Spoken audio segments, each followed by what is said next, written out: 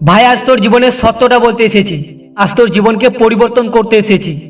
ভালো করে তোর ফোনটা একবার চেক কর। ওকে যে এসএমএসটা করেছিস সেটা একবার পড়। তোর দুরবস্থা তুই তোর চোখে মুখে ফুটিয়ে তুলেছিস। তুই ছাড়, আমি পড়ছি এসএমএসে তুই কি লিখেছিস। সোনা, তুমি আমাকে ছেড়ে যেও না, আমি মরে যাব। তুমি যেমনটা বলবে আমি ঠিক তেমনটাই হয়ে যাব।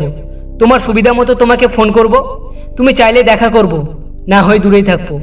জানো, সারাদিন কাঁদি তোমার জন্য, কিছুতেই মন বসে না। তুমি আমাকে ব্লক করে দিয়েছো, তাই তোমার নাম্বারে আর ফোন লাগে না। মাফ করে দাও এবারের মতো, পায়ে পড়ি তোমার। কথা দিলাম আর কোনোদিন ভুল হবে না আমার। ক্ষমা করে দাও, তোমার সামনে আমার দুটো হাত জোর করি। হাজারবারও এসএমএস করে লিখেছি আই অ্যাম সরি।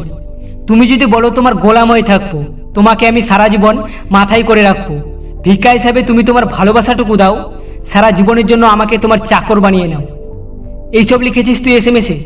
তো আরও লিখতে পারতিস, আমি প্রেমিক না, আমি কুত্তা। তুমি যা চাটতে বলবে আমি তাই চাটবো। তুমি ঘ্যাও করতে বললে ঘ্যাও ঘ্যাও করবো, তুমি কামড়াতে বললে কামড়াবো। ওরে ভাই, একটা মেয়ের জন্য কি না করবি তুই, আর কতটা নিচে নামবি তুই। হাত জোর করছি, পায়ে পড়ছি, তোর গোলাম হয়ে থাকবো, তোর চাকর হয়ে থাকবো, আর কি কি বলবি তুই।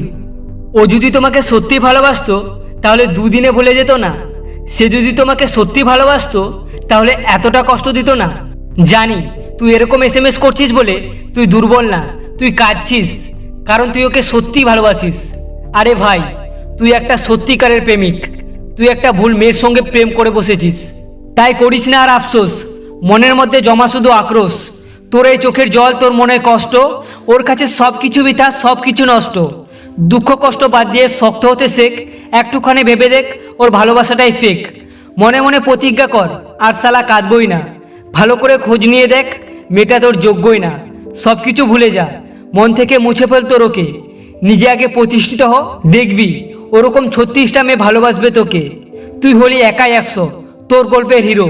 তোর প্রেমিক যাকে পছন্দ করেছে সালা সে একটা জিরো। দেখবি হঠাৎ করে তোকে বলবে ফিরে এসো তুমি, উত্তরে তখন বলিস ভালোই আছি আমার পৃথিবীতে আমি। তোর প্রেমের ভিক্ষার জন্য ছটফট করবে যখন, একটা 100 টাকার নোট হাতে ধরিয়ে দিস তখন। তোর সামনে এসে ও যখন করবে রিকোয়েস্ট, তোর অফিসে তখন অপেক্ষা করবে তোর আমেরিকার গেস্ট। আর যাওয়ার সময় তাকে বলে দিস অল দ্য বেস্ট।